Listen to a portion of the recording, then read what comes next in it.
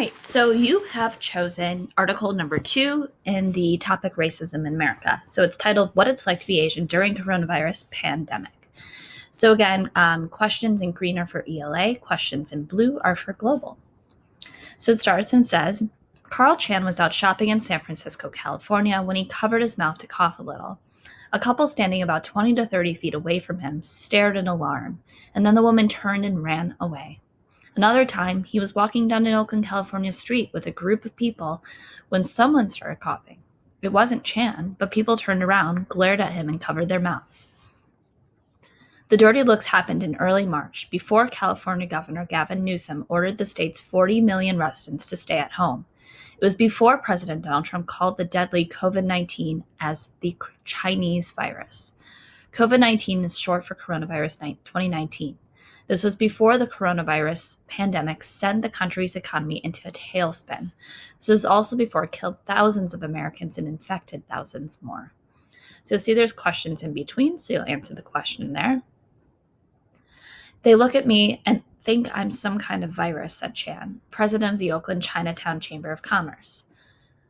During the pandemic, Asian Americans across the U.S. have become the target of Xenophobic means people who are afraid of outsiders, and prejudiced attacks. Experts said the scapegoating is fueled by harmful speech from politicians. The experts included President Trump, who later called for the protection of Asian Americans from xenophobic attacks. So again, you'll see some history questions. On March 23rd, Trump called for Asian Americans amazing people and said the epidemic is not their fault in any way, shape, or form. So there's a few more questions there. Russell Young leads the Asian American Studies Department at San Francisco State University in California. He's been studying harmful incidents against Asian Americans during the coronavirus pandemic.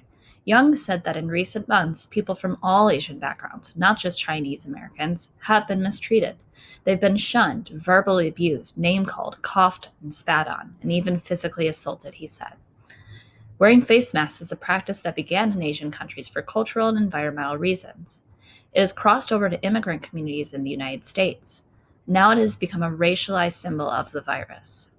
Young said that Asian Americans wearing masks are seen as disease carriers. And if they're not wearing masks, then they are seen as disease carriers who are acting careless, he said. That's kind of a question.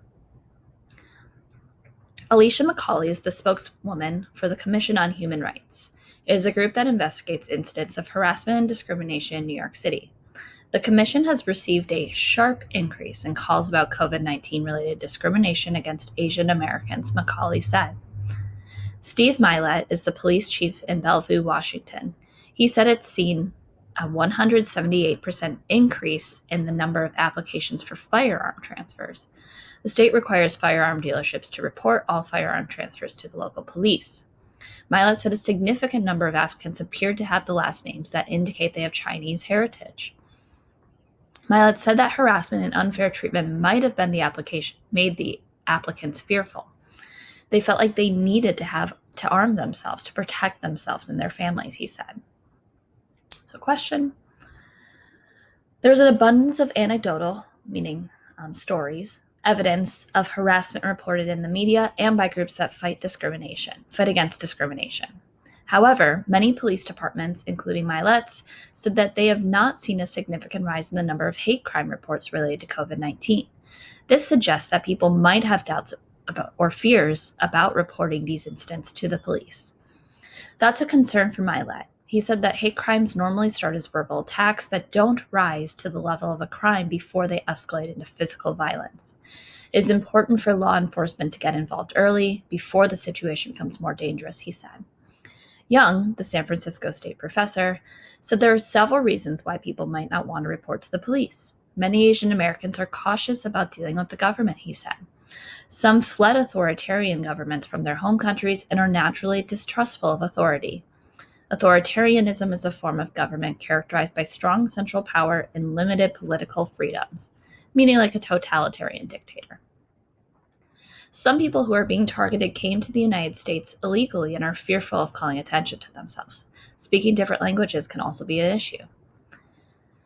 Young recently teamed up with two groups in California that fight against discrimination. They launched a website allowing people to report incidents without having to give their names.